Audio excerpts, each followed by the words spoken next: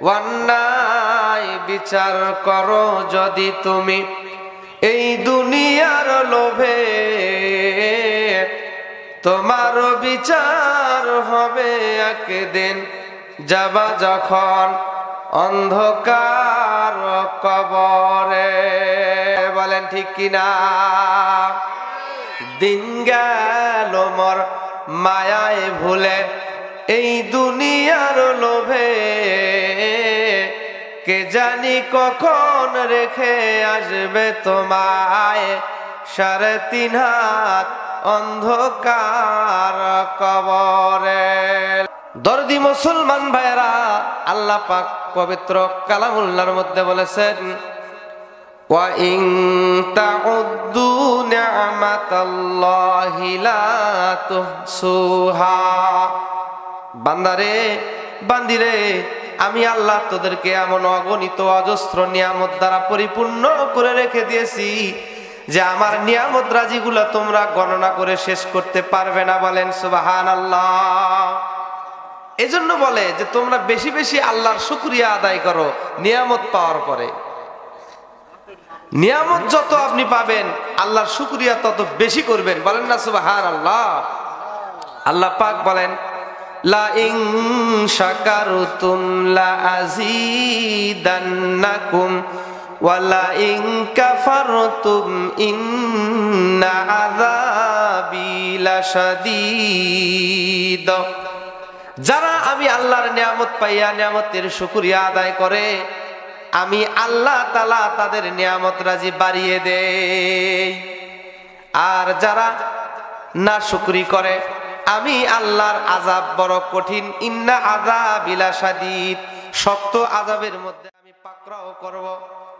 আমি আল্লাহর আযাব বড় কঠিন আযাব। এজন্য সদা সর্বদা আমরা রবের প্রশংসা করব। বলেন কার প্রশংসা করব? আল্লাহর প্রশংসা যত বেশি করবেন, আল্লাহ আপনাকে তত নিয়ামত রাজি দ্বারা আপনাকে পরিপূর্ণ করে রেখে দিবে। বলেন সুবহানাল্লাহ। সম্মানিত মুসলমান ভাইয়েরা, দিনদার মুমিন মুসলমান ভাইয়েরা, বনি ইসরাইলের 3 জন ব্যক্তি ছিলেন, আল্লাহর নবীর কাছে আসছেন। অর্থাৎ যখন ঈসা আলাইহিস সালামকে আল্লাহ পাক আসমানে উঠায় নিয়েছেন, নবী উঠে যাওয়ার পরেও তাদের উম্মতেরা দুনিয়ায় অবশিষ্ট থাকে কি থাকে না? তো নবীজি 3 জন বনি ইসরাইল ব্যক্তির উদাহরণ এই উম্মতকে জানায়া দিলেন। সাহাবীদেরকে বলতেছেন, সাহাবীরা, বনি ইসরাইলের 3 জন ব্যক্তি ছিল, তাদের ঘটনা আল্লাহ পাক আমাকে জানায়া দিয়েছেন। 3 জন ব্যক্তি ছিল। একজন ব্যক্তি ছিল কুষ্ঠরোগী, তার শরীরটা ভালো ছিল না। 2 নাম্বার ব্যক্তি ছিল টাকওয়ালা ব্যক্তি। সমাজের মধ্যে মানুষের মাথার যদি চুল না থাকে, দেখবেন তাকে নিয়ে মানুষ তাচ্ছিল্য করে কি করে না? টাকওয়ালা ব্যক্তি সবাই চায় তার চুল থাক, চুলের সৌন্দর্য মানুষকে দেখায়, যুবকেরাও যুবতীরাও। 3 নাম্বার ব্যক্তি ছিল অন্ধ, সে চোখে দেখে না। বলেন তো এই 3টা নিয়ামত কি মানুষের জন্য অত্যন্ত জরুরি কি জরুরি নয়? 1 নাম্বার হলো সুস্থতা। সুস্থতার নিয়ামত থেকে যদি আল্লাহ আপনাকে বঞ্চিত করে, যে লোকটা অসুস্থতার মধ্যে আছে সে বুঝতে পারে যে সুস্থতার কত নিয়ামত, কত দাম। তো এই ব্যক্তি, বনি ইসরাইলের এই ব্যক্তি কুষ্ঠরোগ ছিল। তো আল্লাহ পাক এই 3 ব্যক্তির পরীক্ষা নেওয়ার জন্য ফেরেশতাদেরকে মানব রূপে আকৃতি দিয়ে আল্লাহ দুনিয়ার জমিনে পাঠাইছে এই 3 ব্যক্তির পরীক্ষা নেওয়ার জন্য। কয় ব্যক্তি? এই বনি ইসরাইলের 3 ব্যক্তির পরীক্ষার জন্য সর্বপ্রথম আল্লাহ পাক ফেরেশতাকে মানুষের আকৃতি দিয়ে পাঠাইছেন তার পরীক্ষা নেওয়ার জন্য, যে সে শুকরগুজার বান্দা হয় না না শুকরগুজার বান্দা হয়। শুকরগুজার বান্দা যদি হতে পারে তাহলে তো কি হবে, সে সাকসেসফুল হয়ে যাবে, আল্লাহর ইবাদতের মধ্যে সে গণ্য হয়ে যাবে। এজন্য প্রথম ব্যক্তিকে ওই ফেরেশতা মানুষের আকৃতি নিয়ে তার বাড়িতে গিয়ে বলতেছে যে ভাই, আপনার চেহারার যে দুর্দশা, আপনার চেহারার যে পরিস্থিতি, কুষ্ঠ রোগ শরীরের মধ্যে, বলে আপনি কেমন আছেন? সে বলতেছে যে ভাই আমি ভালো নাই, আমার শরীরের যে চেহারা অবস্থা দেখতেছেন, আমি ভালো থাকি কিভাবে? বলে লোকের ভিতরে যদি বসবাস করি, মানুষের মধ্যে যদি আমি যাই, আমার দেখে মানুষ পালায়া যায়, আমার কাছে কেউ বসতে চায় না, এমনকি কেউ মেয়েও বিয়ে দিতে চায় না। তারপরে মিটিং এ বিভিন্ন মানুষের ভিতরে আমাকে বসার জায়গা দেয় না, কারণ আমার কুষ্ঠ রোগ, যার কারণে মানুষ আমাকে ঘৃণা করে। তো বলে আল্লাহর বান্দা তুমি কি চাও? আল্লাহর বান্দা বলতেছে আল্লাহ যদি আমাকে সুস্থতার নিয়ামত দেয়, আল্লাহ যেন আমার রোগ ভালো করে দেয়। এবার ফেরেশতা তার শরীরের মধ্যে হাত বুলায়া দিতে দেরি, সঙ্গে সঙ্গে মুহূর্তের মধ্যে আল্লাহ তাকে সুস্থ করে দিতে দেরি করে নাই। বলেন সুবহানাল্লাহ। হাত বুলায়া দিয়েছেন আল্লাহর নাম নিয়ে, সঙ্গে সঙ্গে সে সুন্দর সুশ্রী একজন যুবক হয়ে গেল, সুস্থতার নিয়ামত পেয়ে গেল। একটু চিৎকার মেরে বলা যাবে কি সুবহানাল্লাহ? সে সুস্থতার নিয়ামত পেয়ে গেল। এখন ফেরেশতা বলতেছেন আল্লাহর বান্দা তুমি কি পছন্দ করো? এই কুষ্ঠরোগ ব্যক্তি সুস্থতার নিয়ামত পাইয়া বলতেছে যে এত সুন্দর দেহ পাইলাম। ফেরেশতা বলতেছে কি পছন্দ করো তুমি? এবার এই কুষ্ঠরোগী বলতেছে আমি ওই প্রাণী পছন্দ করি। আল্লাহ যদি আমাকে কি দেয়? উট দেয়। কি দেয়? উষ্টি। উট বোঝেন না আপনারা? সাম্পল উটের কথা বললাম। আমি উট পছন্দ করি, আল্লাহ যেন আমাকে উট দেয়। ফেরেশতা একটা গর্ভবতী গাভী এক উট দিয়ে দিলেন। সে উট নিয়ে অনেক উটের মালিক হয়ে গেল। এবার 2 নাম্বার ব্যক্তির কাছে ফেরেশতা চলে গেল। 2 নাম্বার ব্যক্তি হলো টাকওয়ালা ব্যক্তি, যার মাথার মধ্যে চুল নাই। যার মাথার মধ্যে কি নাই? চুল নাই। এই ব্যক্তিকে বলতেছে যে আল্লাহর বান্দা তুমি কেমন আছো? এবার আল্লাহর বান্দা বলতেছে আমিও ভালো নাই, এই মাথার মধ্যে চুল নাই। মানুষের মধ্যে গেলে সবাই আমাকে টাকলা বলে। কি বলে? টাকলা বলে, চান্দা বলে। লোক সমাজে আমি দাম পাই না, সবাই আমাকে ঘৃণা করে। তো ভাই আপনি কি চান? বলে আল্লাহর কাছে আমি এইটা চাই, আল্লাহ যেন আমাকে সুস্থতার নিয়ামত দেয়, অর্থাৎ মাথার ভিতরে যেন চুল দেয়। তো এই ব্যক্তি তার আশা হলো তার মাথার মধ্যে যেন চুল গজায়।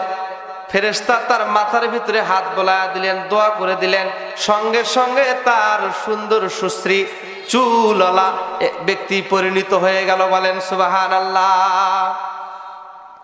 তার চুল পেয়ে গেল। কি পেয়ে গেলেন? চুল মাথায় থাকলে দেখতে ভালো দেখে না খারাপ দেখায়? বলেন তো কেমন দেখায়? ভালো দেখায়। তখন তার চুল মাথার ভিতরে গজে গেল। এইবার বলতেছে আল্লাহর বান্দা তুমি কি পছন্দ করো? বলেন পছন্দ আছে না নাই? মানুষের পছন্দ আছে না নাই? মানুষের চাওয়া পাওয়ার কোনো শেষ নাই। বলেন ঠিক কিনা?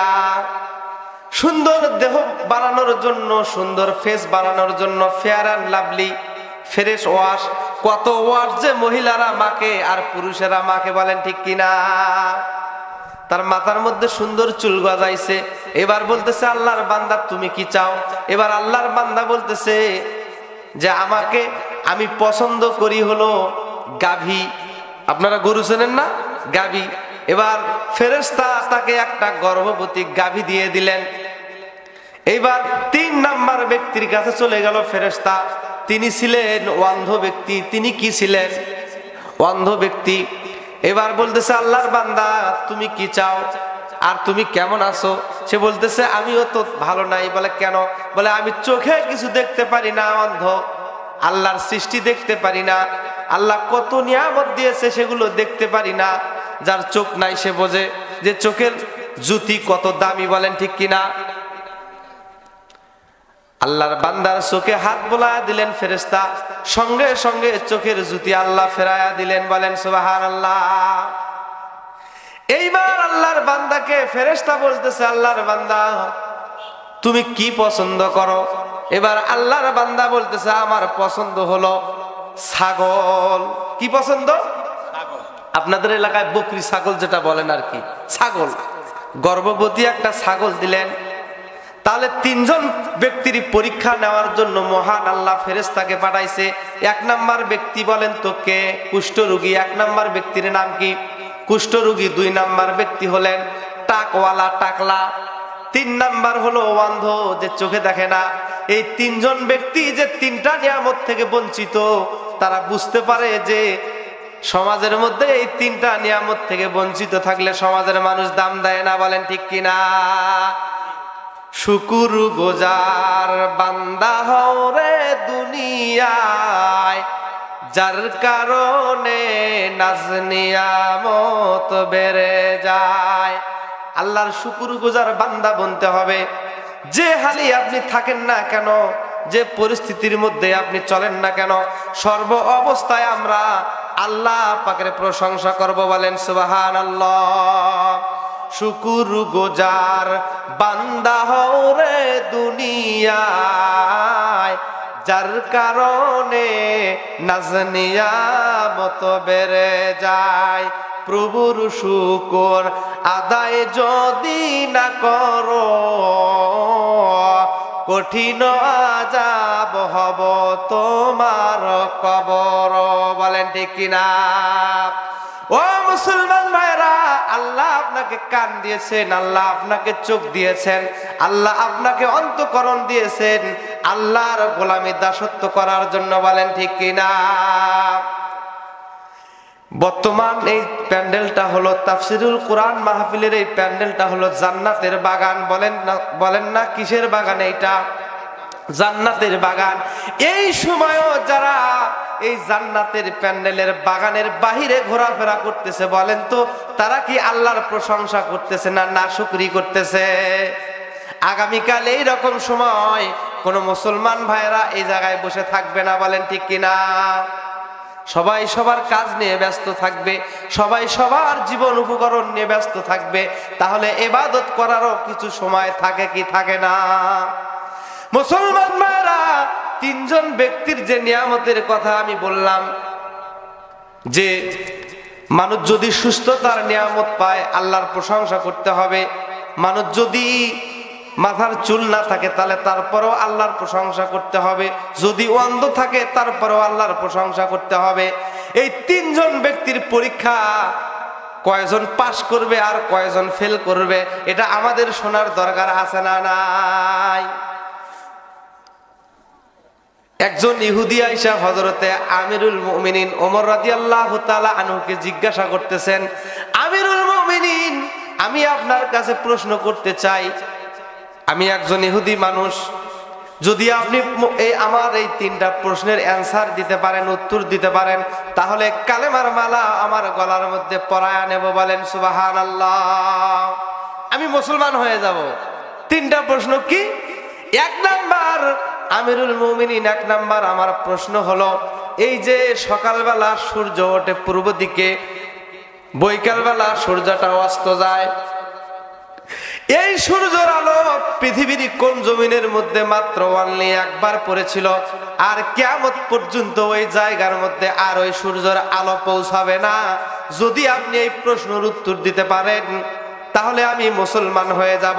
বলেন তো প্রশ্নটা সহজ না কঠিন? দুই নাম্বার প্রশ্ন আমার হলো, যে একই মায়ের গর্ভের দুইটা সন্তান একই দিনে জন্মগ্রহণ করছে, বলেন তো আপনাদের এলাকায় যমজ সন্তান হয় কি হয় না?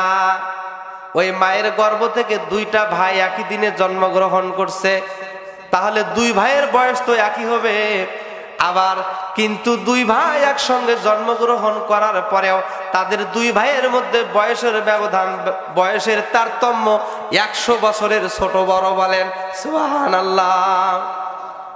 দুই ভাই একই সাথে জন্মগ্রহণ করছে, কিন্তু তারপরে দুইজনের মধ্যে 100 বছর কম বেশ আছে। তাহলে এখানে একটা নিশ্চয় গোপন কোনো একটা রহস্য আছে, আছে না নাই? প্রশ্নটা কি সহজ না কঠিন? এই প্রশ্নের অ্যান্সার যদি আপনি দিতে পারেন তাহলে আমি মুসলমান হব। তিন নাম্বার প্রশ্ন হলো, আমিরুল মুমিনিন,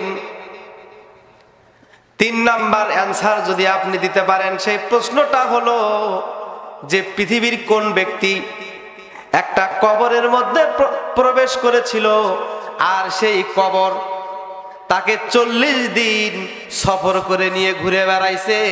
এই কোন ব্যক্তি আর ওই কবরটা কোন জায়গা, এটার উত্তর যদি আপনি, এই 3 প্রশ্নের উত্তর যদি আপনি দিতে পারেন, তাহলে কালেমার মালা গলায় পরায়া নেব। বলেন সুবহানাল্লাহ। আপনাদের কি ধারণা যে ওমর রাদিয়াল্লাহু তাআলা আনহু এই 3 প্রশ্নের অ্যানসার দিতে পারবে না? পারবে। ওখানে উপস্থিত অনেক ব্যক্তি ছিল। 12 বছরের একটা ছেলে লাব্বাইক দাঁড়িয়ে বলল, আমিরুল মুমিনিন, এই 3 প্রশ্নের উত্তর আপনাকে দিতে হবে না, এই 3 প্রশ্নের উত্তর আমি দিয়ে দেব। বলেন সুবহানাল্লাহ।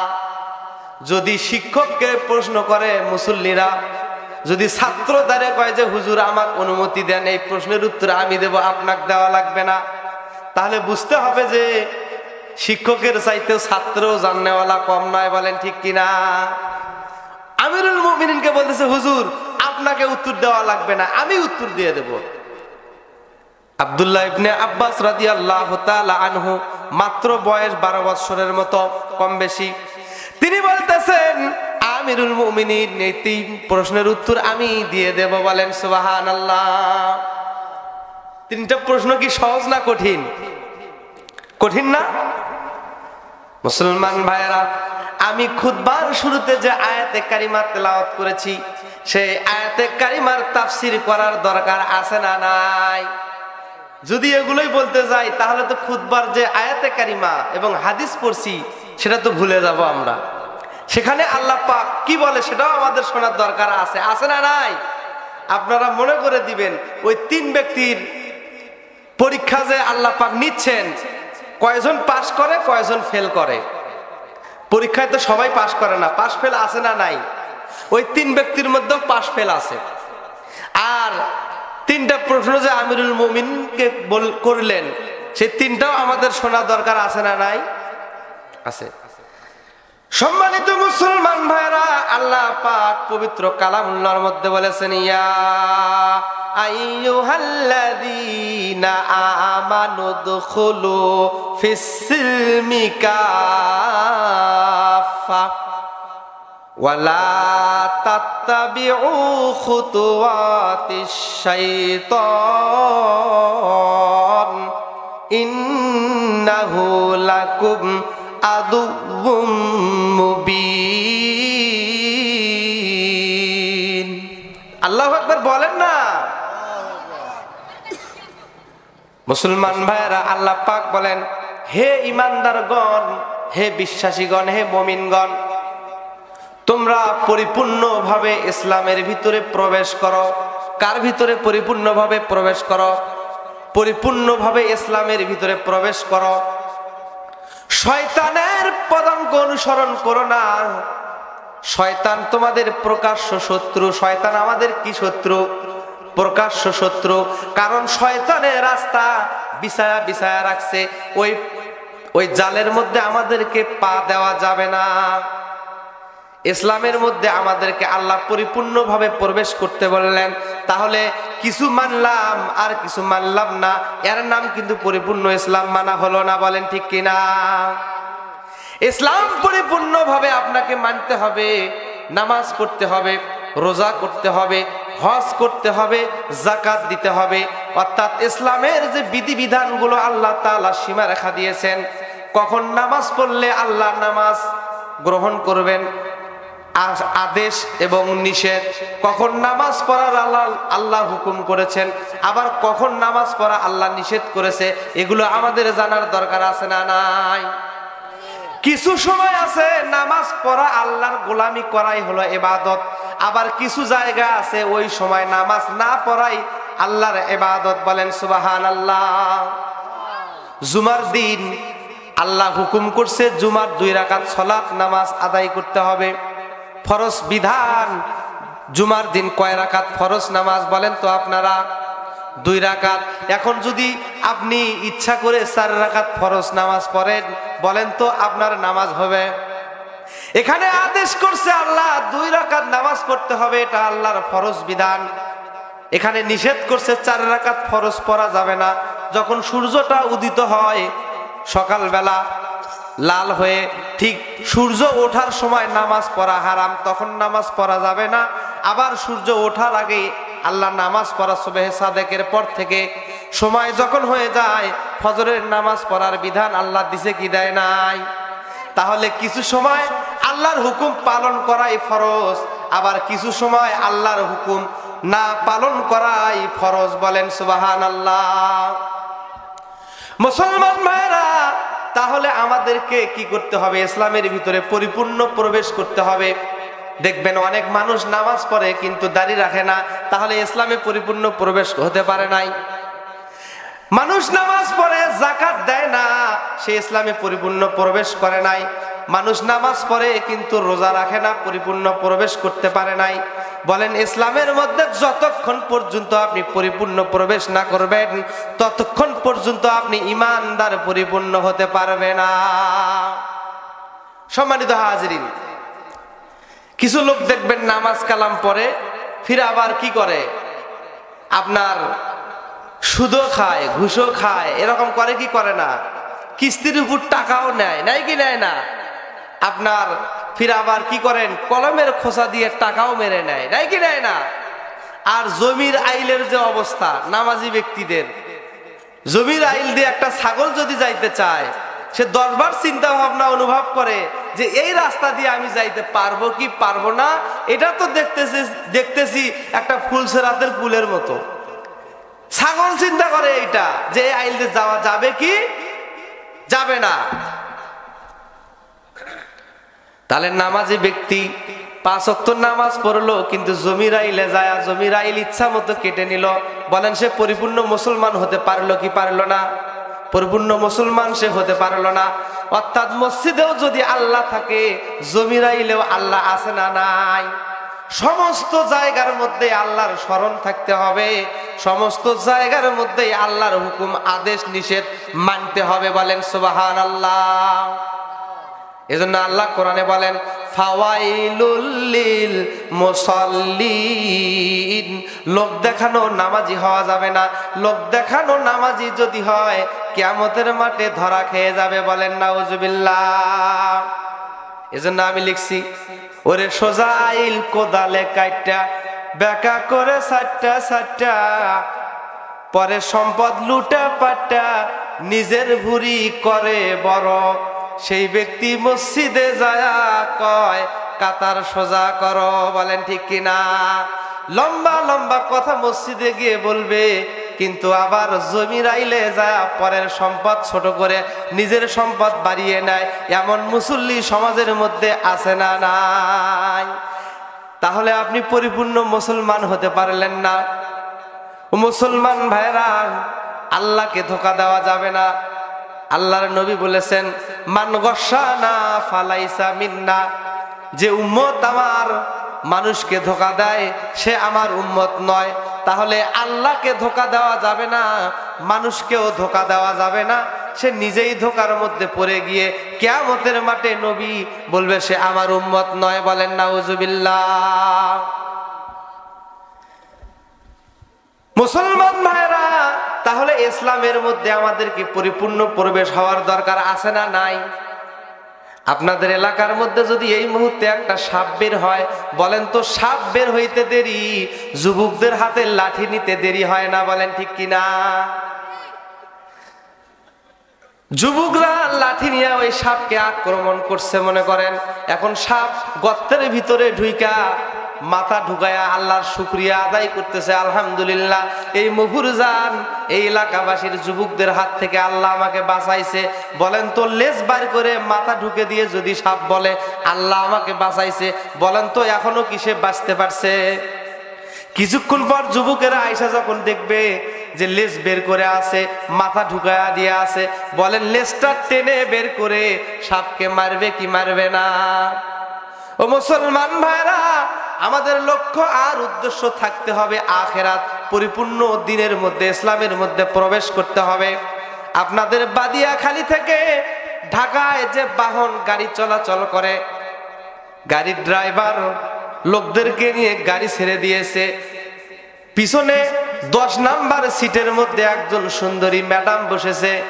কিছুক্ষণ পর পর লুকিং গ্লাসের মধ্যে ড্রাইভার সাহেব যদি বারবার ওই 10 নাম্বার সিটের দিকে তাকায় বা লুকিং গ্লাসে তাকায়, বলেন তো কিছুক্ষণ পরে গাড়ি অ্যাক্সিডেন্ট হওয়ার সম্ভাবনা আছে না নাই? ওই 10 নাম্বার সিটের মধ্যে সুন্দরী মহিলা বসে আছে, একটু পরপরই ড্রাইভার পিছনের দিকে তাকায় ওই মেয়েটার দিকে। ড্রাইভারের লক্ষ্য থাকবে সামনের দিকে, যদি পিছনের দিকে বারবার তাকায় তাহলে সম্ভাবনা আছে না নাই? ও মুসলমান ভাইরা, মুসলমান বন্ধুরা, আমাদের লক্ষ্য আর উদ্দেশ্য সদা সর্বদা থাকতে হবে আখিরাত। সদা সর্বদা যদি আমাদের লক্ষ্য বস্তু আখিরাত থাকে, তাহলে আমরাও দুনিয়ার অ্যাক্সিডেন্ট থেকে আল্লাহ আমাদেরকে বাঁচায়া মরণের সময় কালেমা জবান দিয়ে বের করে দিবে। বলেন সুবহানাল্লাহ। আমাদের লক্ষ্য আর উদ্দেশ্য সদা সর্বদা থাকতে হবে আখিরাত।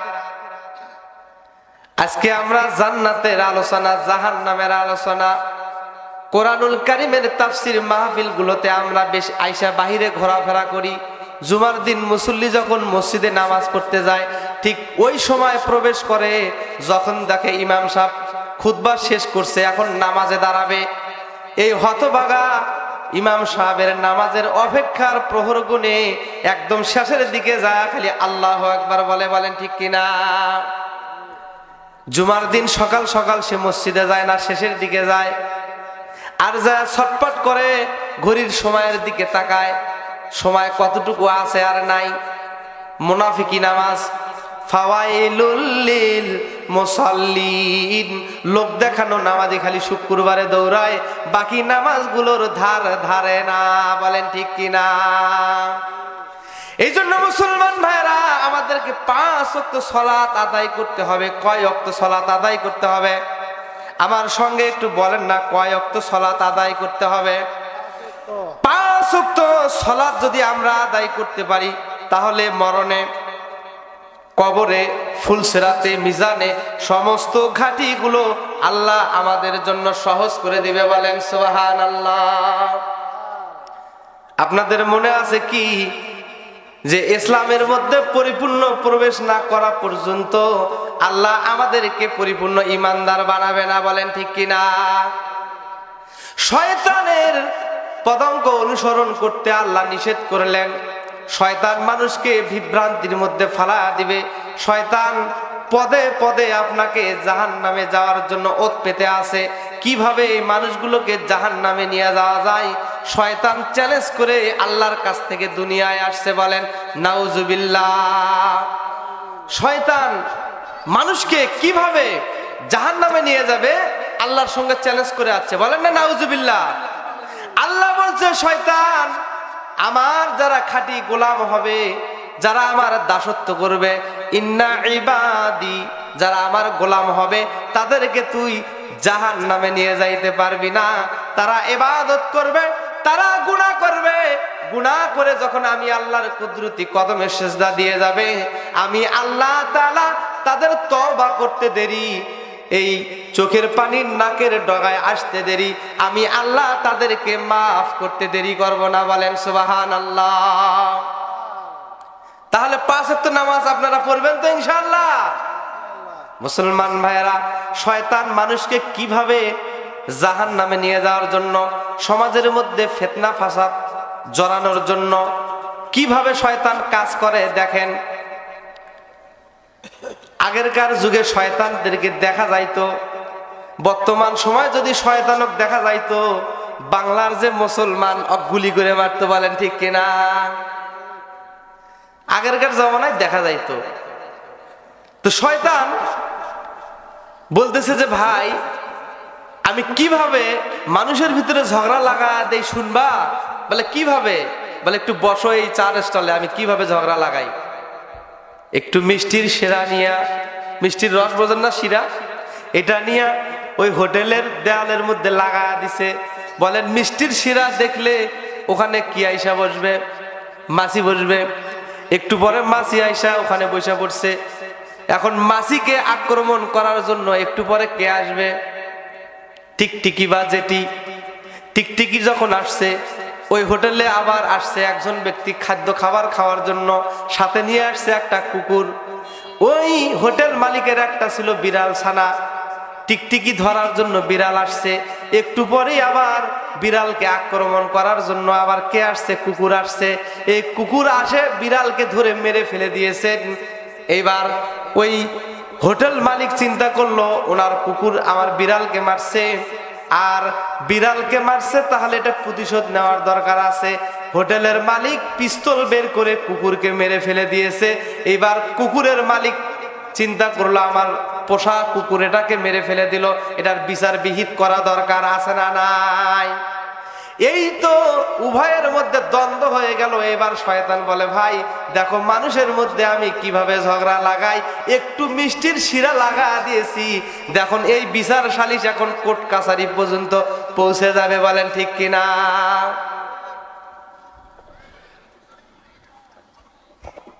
দ্বিতীয় বক্তা মুসলমান ভাইরা, শয়তান এভাবে মানুষের মধ্যে ঝগড়া লাগায় দেয়। আপনাদের মনে আছে কি যে ওই তিনজন ব্যক্তির পরীক্ষা নেওয়ার জন্য আল্লাহ কাকে পাঠাইছে?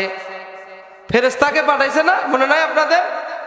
ওই তিনজন ব্যক্তির পরীক্ষা নেওয়ার জন্য আল্লাহ ফেরেশতা পাঠাইছে। এক নাম্বার পরীক্ষার্থী ব্যক্তির নাম কি? তার কি রোগ ছিল বলেন তো আপনারা? ওয়াজ অর্ধেক আপনাদের অর্ধেক আমার, আমি এখন প্রশ্ন করব আপনারা উত্তর দিবেন। এক নাম্বার রোগী ছিল কুষ্ঠ রোগী, তাকে আল্লাহ কি দিলেন? উষ্টি দিলেন, উট দিলেন, গাবি উট। এবার ফেরেশতা আবার আল্লাহ পাক ফেরেশতাকে বললেন ফেরেশতা আবার দুনিয়ায় যাও, ওই তিনজন ব্যক্তির যে পরীক্ষা নেওয়ার জন্য আমি আল্লাহ তোমাকে অনেক দিন আগে পাঠাইছিলাম, আবার পরীক্ষা নেওয়ার জন্য তোমাকে আমি দুনিয়ায় পাঠাইলাম। কুষ্ঠ রোগীর কাছে এই ব্যক্তি যা ফেরেশতা যা মানুষের আকৃতি নিয়ে গিয়ে বলতেছে ভাই আমি সেই দূর প্রবাস থেকে এসেছি মুসাফির, আমার সফরে আইসা টাকা পয়সা সবকিছু শেষ হয়ে গিয়েছে, ভাই আপনাকে তো চেনা চেনা লাগে, মনে হয় কোথায় জানি আপনাকে দেখেছি, বলেন তো ওনাকে চেনা চেনা লাগে কি লাগে না?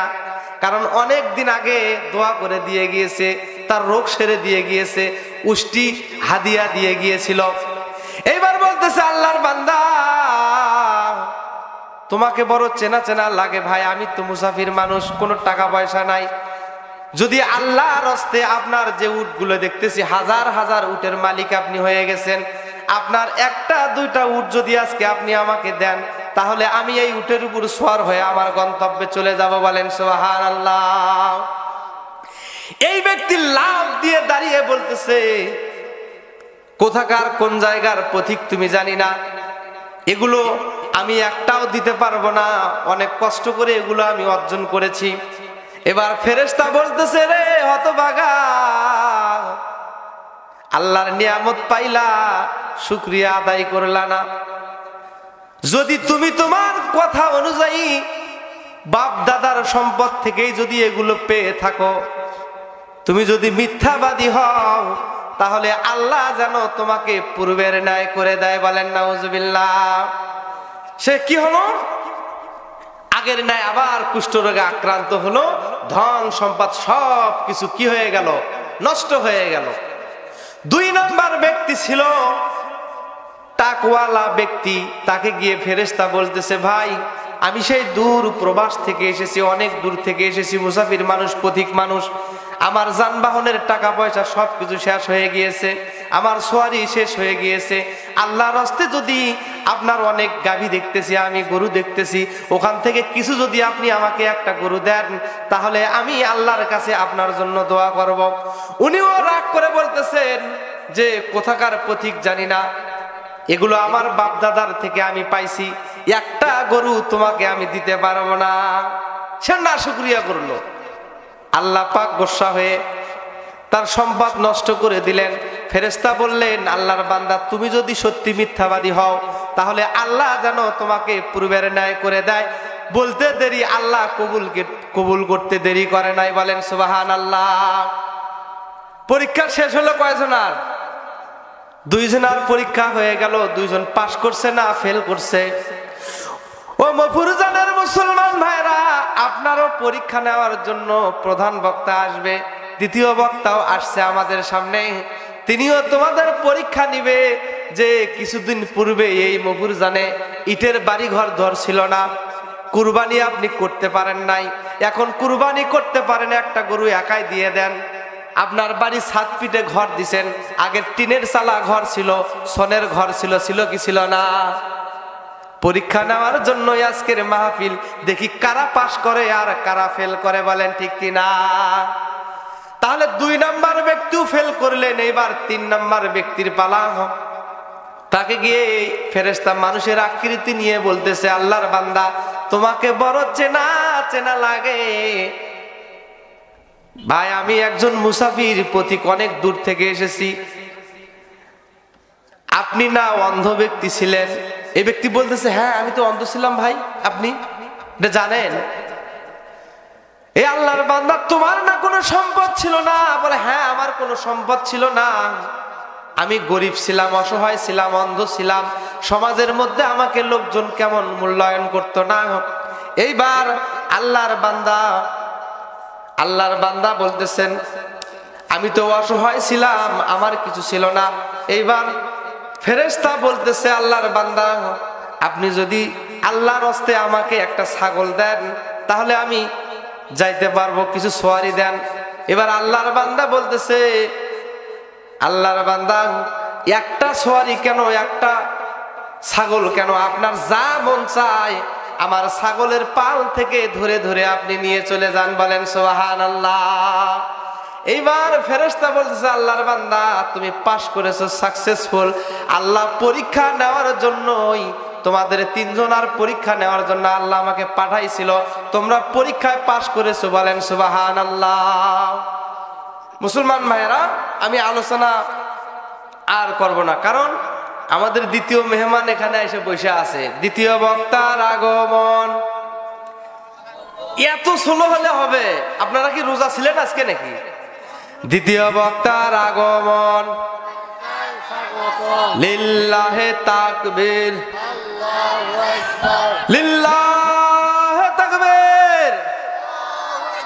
মুসলমান ভাইরা, আমি আলোচনা দীর্ঘ সময় করতে পারলাম না এবং 3 প্রশ্নের উত্তরও দিতে পারলাম না।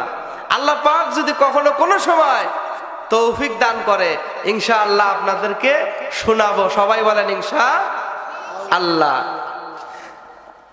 ছোট্ট একটা সঙ্গীত গেয়ে আমার আলোচনা আমি শেষ করতেছি। প্রেম না কইরা আসো ভালা, খামাখা প্রেম কইরো না, যুবক প্রেম করিয়া মইরো না, বলেন লিল্লাহে তাকবীর।